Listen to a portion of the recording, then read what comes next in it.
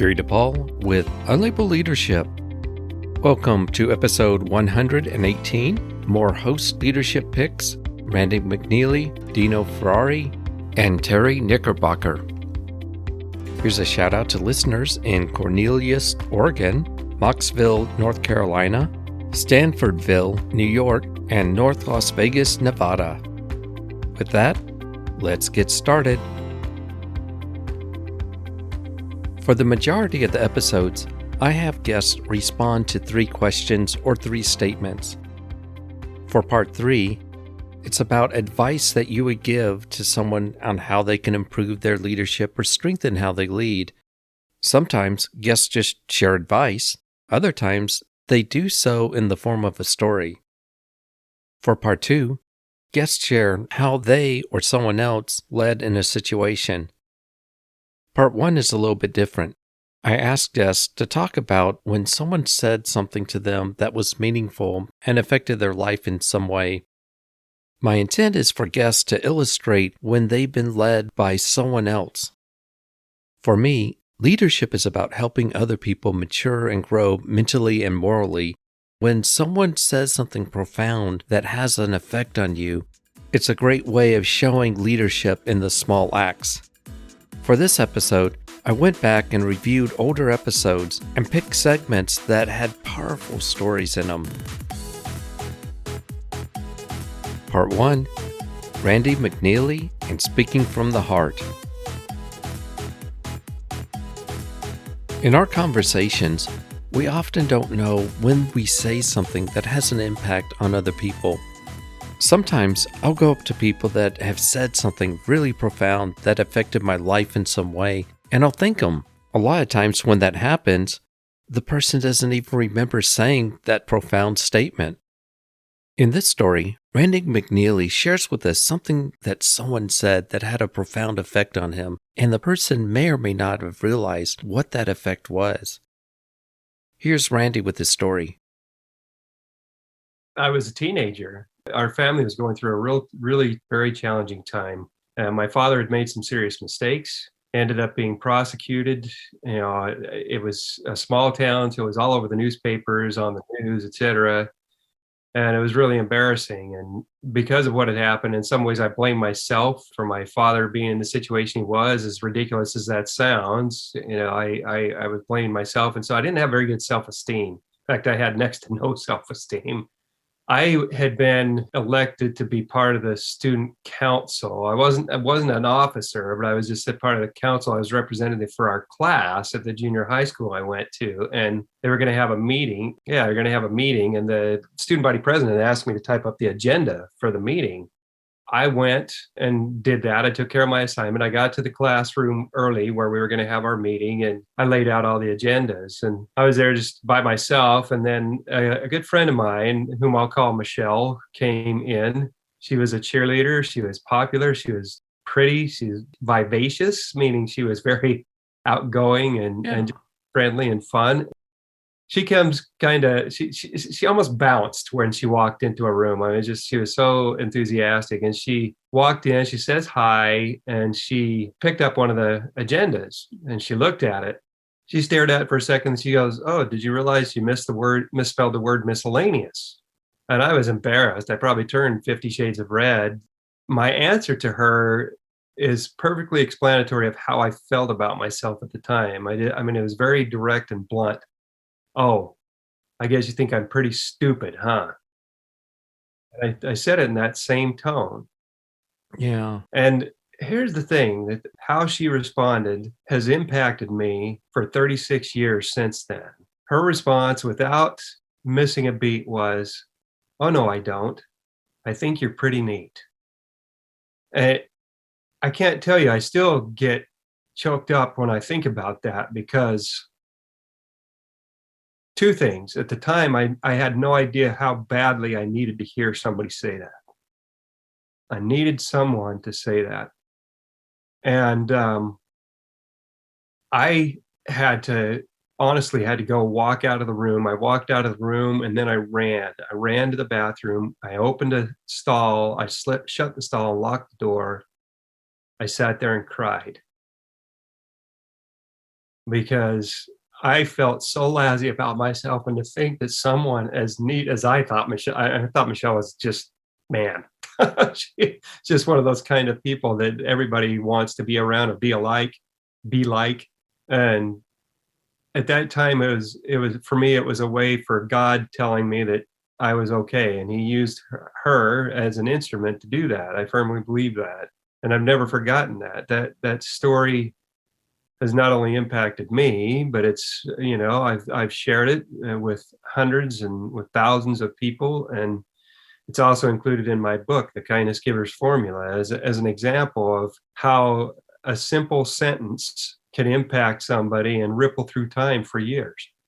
I think a lot of people are going to relate to your story. And I know that they do because just what you said, it's so real and affects so many people in a similar way. When she made the comment that, oh, you misspelled miscellaneous, by the way, I misspelled miscellaneous too several times. And she was saying, oh, you made a mistake. It's a behavioral mistake. You didn't intend it. But at the same time, when she replied, oh, no, I don't, I think you're pretty neat. She's saying that I believe in you as a person. I think you're a good person, but the behavior, just the behavior, misspelling a word doesn't define who you are or what you're doing. The powerful part of that, it says that we need to express that we do believe in other people and who they are and what they represent. And we just don't hear that enough. Well, and it's an interesting thing because you're exactly right. We don't hear that enough. You hear all these things about leadership and what it takes to be a good leader. And from a culture perspective, you talk to leaders and say, well, how vital is culture to your company? How vital are these behaviors, such as being honest with people, listening generously, not blaming, but just taking care of problems, etc. You ask them about that, how vital they are, and they say, oh man, they're absolutely vital. And then you ask them the follow-on question, okay, do you have a strategic plan in place for designing your culture? And almost all of them will say no. Or they say, what? A what? What are you talking about? Yeah. Yeah. The story I shared with you is just common decency, common kindness. I'm not sharing any principles that are new, but it's interesting how many people just kind of take them for granted or see kindness as a type of weakness almost. And it's an interesting phenomenon when in fact it's just the opposite. Kindness is the foundation of building strong and firm relationships. You can't do that without being able to connect to people's hearts, and connection's the keystone of success, and the key ingredient for connection is kindness. I identified 7 leadership principles, and one of them is believe in others. I never thought about from a perspective of a culture. When you ask professionals, do you have a strategic plan? In other words, you're asking, do you let your culture develop on its own, or do you try to influence your culture with a plan? If you ask me to do a plan, I would want to try to incorporate some of those principles into that plan. And even what you represent also is not just believing in people, but the kindness that you want your culture to have, and don't leave it up to chance. Exactly. How many of us talk about wanting to be healthy and then just kind of leave that up to chance? We all do to a certain degree, unless we're intentionally making a plan to be healthy. Part of that includes identifying triggers and things that drive us towards doing things that we know are unhealthy. And the only reason I bring that up is because it really in life, if we're going to be able to accomplish things, it takes intentional planning to do it. Some things just happen by chance. There are things that happen during the day that you don't expect. But if you're constantly looking for opportunities to do good things and to make good things happen, even when random opportunities come up, you can act on them. I haven't thought about it that way. And I almost want to say intentional planning is a way that you can overcome or mitigate triggers or bad habits. It is. It really is. I'm listening to The Power of Habit, Charles Duhigg. Duhigg, exactly. A beautiful book. It is. It's fantastic. When he talks about, we all have cues, we have routines, we have cues, routines, something, and cravings. Oh, rewards. Those things all play a role in habits. And the other thing is belief. He talks about some great principles in there. when we intentionally plan, we can directly affect our habits and the things that we're doing. And we can change old habits, bad habits, we can turn them into good habits, or we can just, we can replace them with good habits, if that makes sense. And do that individually or as a group. Yeah, exactly. Exactly. And that's, how we got to hear from telling my story. It's interesting. I'm not sure how we did that, but it's a great conversation. Part 2, Dino Ferrari on being valued. According to James Hunter, people have some basic needs, some standard needs. For example, the need to be appreciated, communicated with, the need to be encouraged, treated with dignity, included, listened to, treated consistently, treated honestly, and also being valued. Dino Ferrari shares a story that illustrates being valued and what it looks like. Here's Dino to explain. An experience I had relatively early in my career. My first employer was a private company. I was the lucky 13th employee. That was a software manufacturing company, and we saw some incredible growth in a short period of time. Many of us just continued to acquire more responsibility, promotion, additional authority, but didn't always have the training to go with that. I certainly fell into that category. It was a fun ride, don't get me wrong, but there were times where I definitely felt like I was in over my head.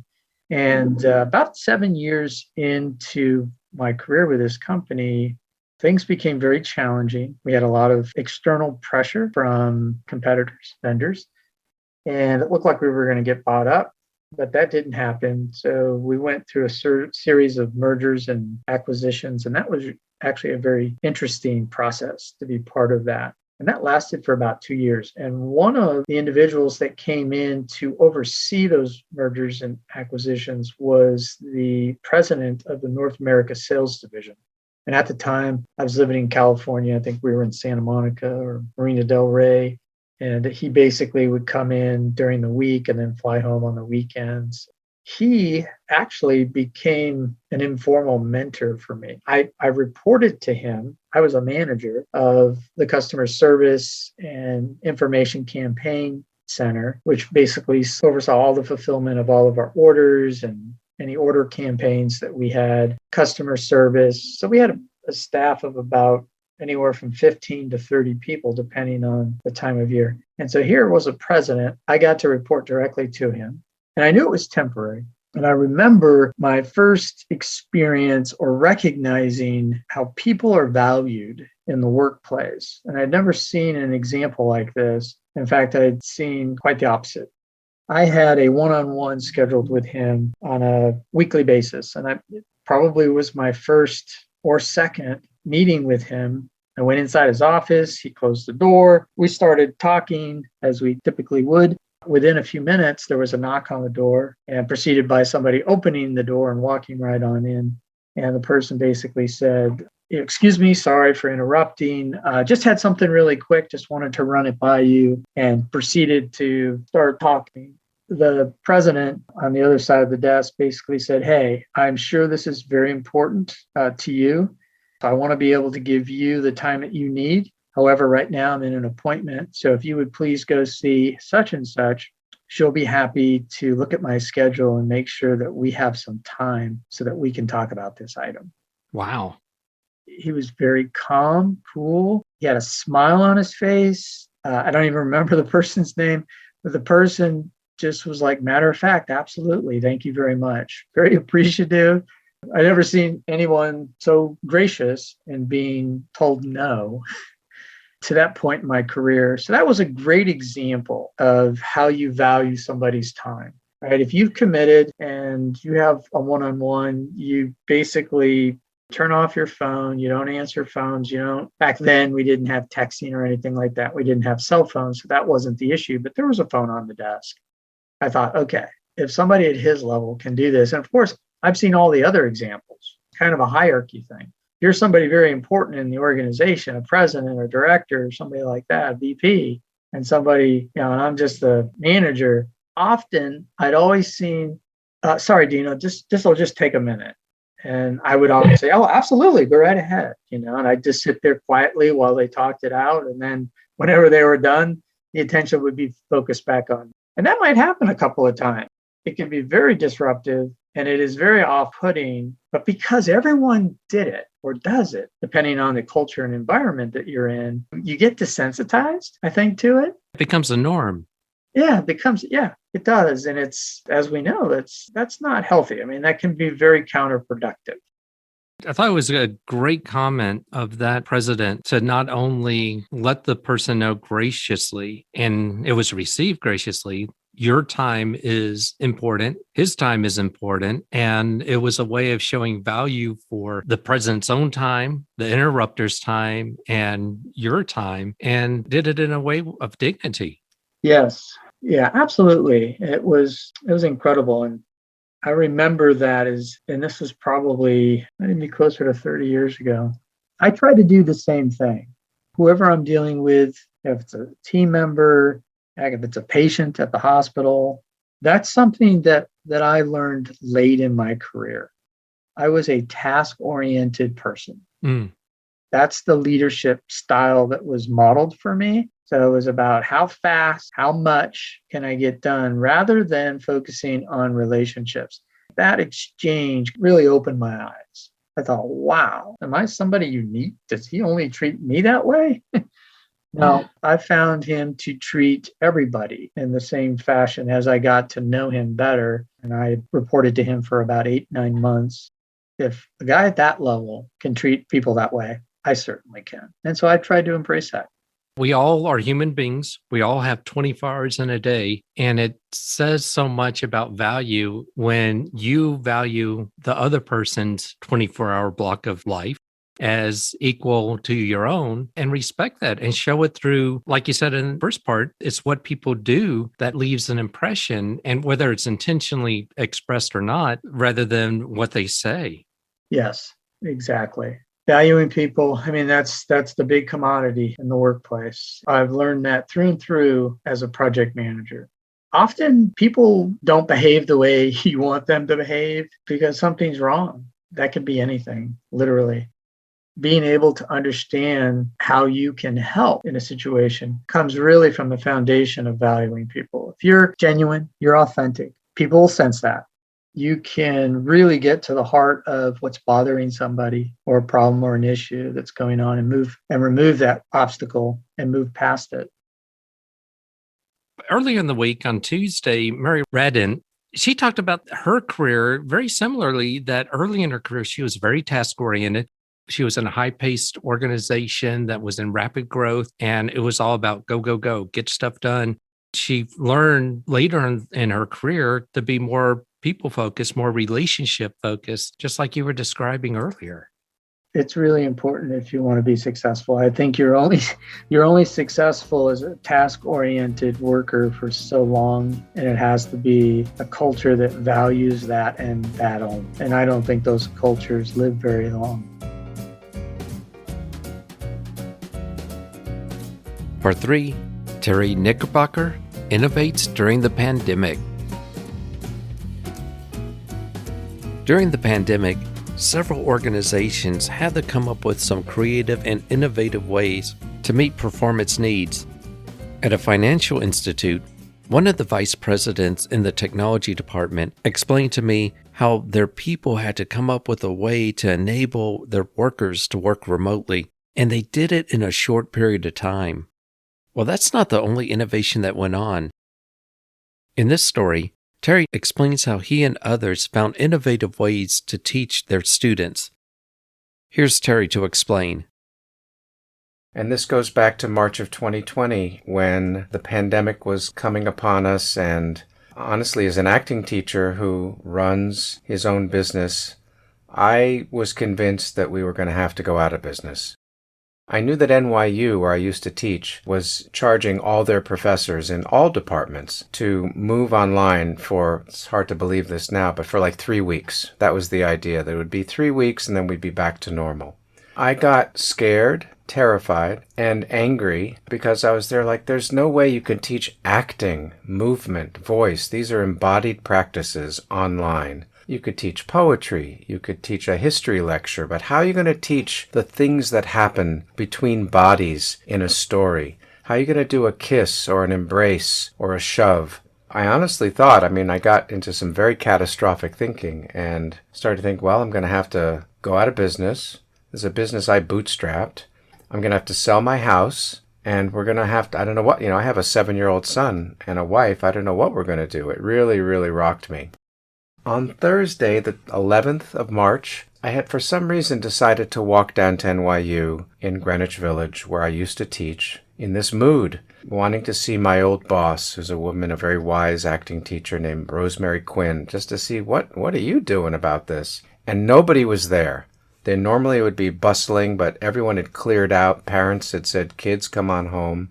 None of the staff was there, but Rosemary was there in her office. And she was jolly, and we did an elbow bump, which was like one of the first times I'd done that, all these things that we're sort of used to now. And she was so jolly, and I said, Rosemary, I'm really worried. What's going to happen? She said, well, look, NYU said either do this or you're fired, so that's it. And one of her teachers said, well, fire me because I'm not going to do it. And the rest said, we'll figure it out. And she said, who better than us to figure this out? Because improvisation is at the heart and soul of what we teach. Which is another way of saying pivot. That's improvisation, being able to sort of take a left or a right turn based on how things unfold, not having a script.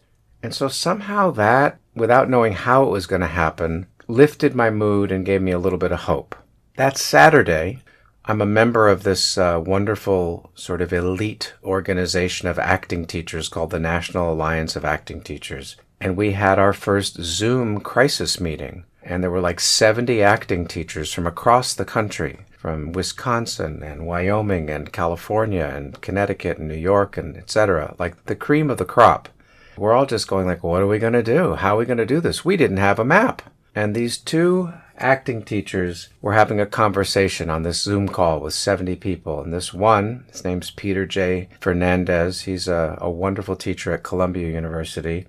He was feeling like I was feeling. He was kind of angry and was saying, there's no way you can teach the fullness of what we teach online. You can have some what we call table work, where you have actors with scripts. When they have to get up on their feet and start to put it into their bodies, there's no way. Then there was this other woman, Cynthia, who's at Ithaca College. And she's saying on the call, but Peter, my husband and I, he's from Cameroon, we dated for 2 years on Skype.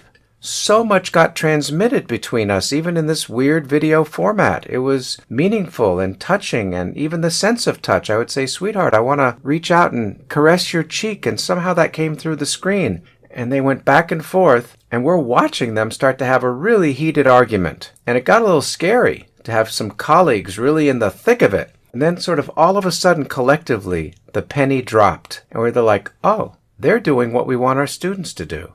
They're having an embodied conflict, which is what acting's all about, is about embracing conflict. That's what a play's about.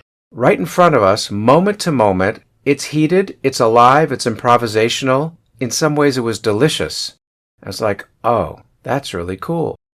Then the third piece of this story was, I was supposed to go on vacation that week. That was our spring break. Well, I canceled that because we were going to go to Mexico, and I was frightened that we wouldn't be able to get back into the country. There were some stories about maybe some of the borders getting crossed. So I stayed here and reached out to this very wise business advisor named Karen Rubino, who helped me a lot with the business aspects of my studio. I said, Karen, I want to do this, but I'm not sure what to do.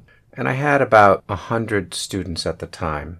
She said, I think people are going to want to study online, and they're going to want to study for 2 reasons. One, they're going to want to do something meaningful. This is a time when everything is going to get contracted, and they're going to want to do something that has meaning to them, which is why they're training. 2, they're going to want to be in community. Everyone is isolated. Everyone's in their own pod, in their own apartment, watching Netflix, and it's very lonely, and it's scary. With those 2 ideas, she said, call every one of your students, because our normal form of communication is email. Don't email them. Call them. Have a conversation with all 100 and tell them what you're doing and listen to them and see if they'll buy in. So that was obviously a massive effort to call 100 people, But we used that week to get ready.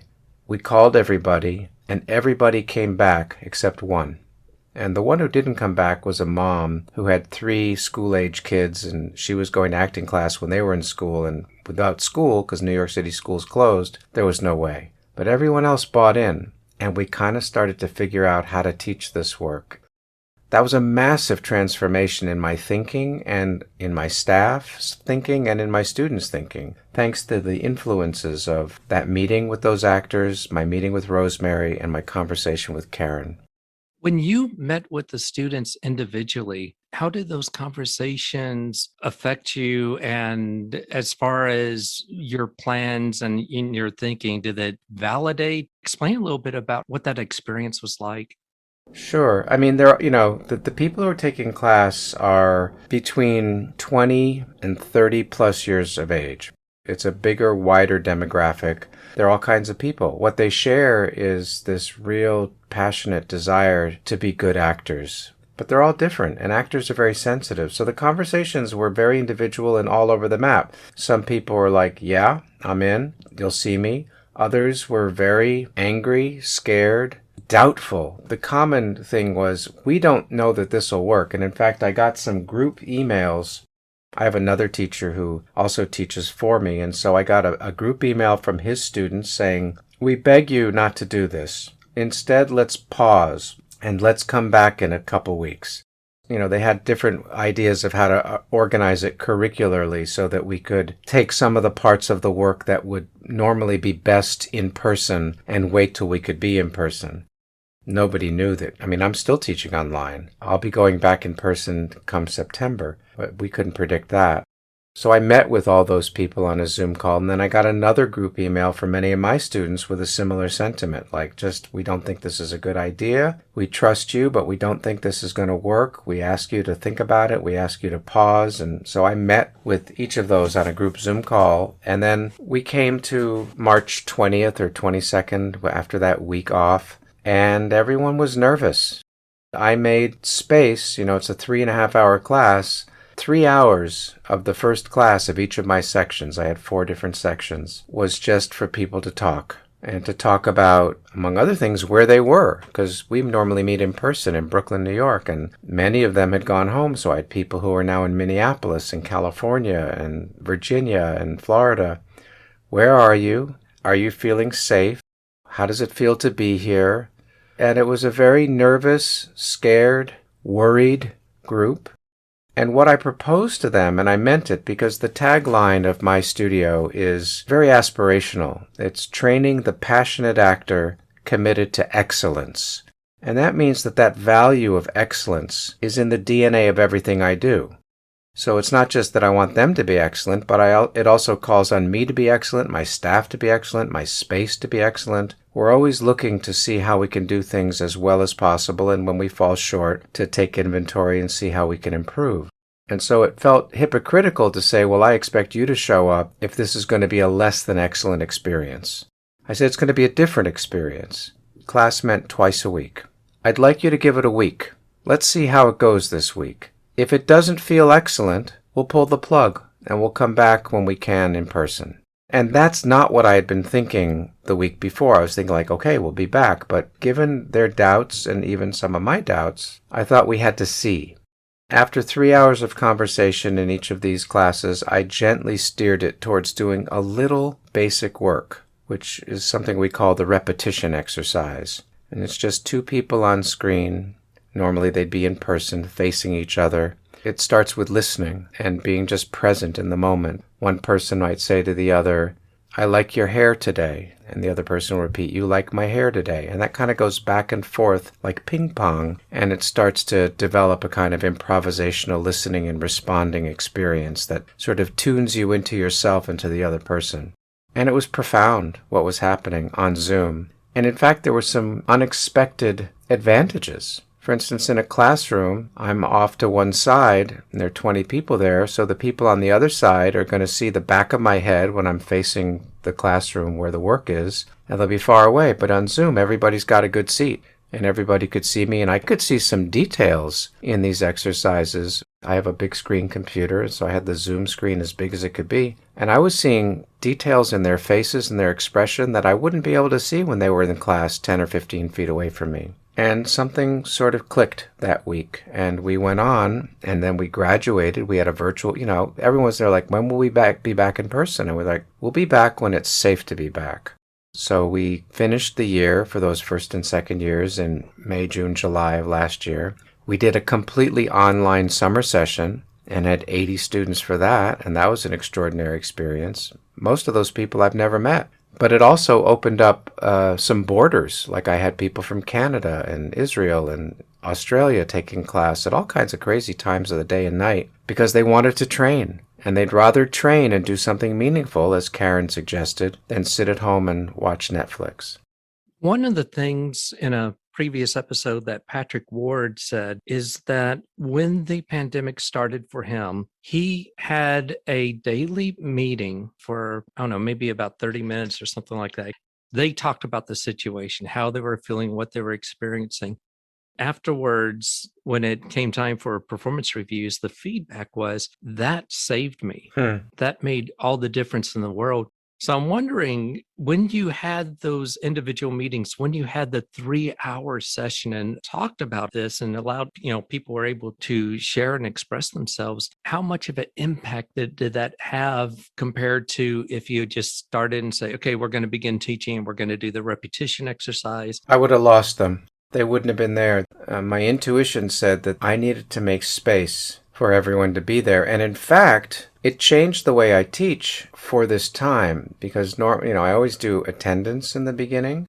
Attendance now takes about half an hour because it's really a check-in and it's really a warm-up for me to get the temperature of the room and see where everyone's at. And you would notice strange things. You'd notice, oh, they're in a different environment, or oh, there's their dog, or you'd say, oh, Sally, did you, it doesn't look like your room. Oh, no, I'm at my dad's house in Florida. Oh, it really became very important for me to hold them and invite them into the space of work because acting is about brave, free play. We like to call it a safe space or even a brave space. And there's no way if you're worried about something or don't feel or in a kind of a trauma state, you're not going to be able to act. So it really called for a little bit more cajoling and inviting and connecting on my part to settle them. My thanks to my guests. If you'd like to learn more about them, go to the show notes. And if you have a question or comment, go to unlabelleadership.com, click the message icon, and you can leave a voicemail for up to 1 minute. I'd like to thank those who contribute to the show. Your contributions makes a difference because this is an all-volunteer service. I'd like to thank you for listening. This is Gary DePaul. Until next time, lead on.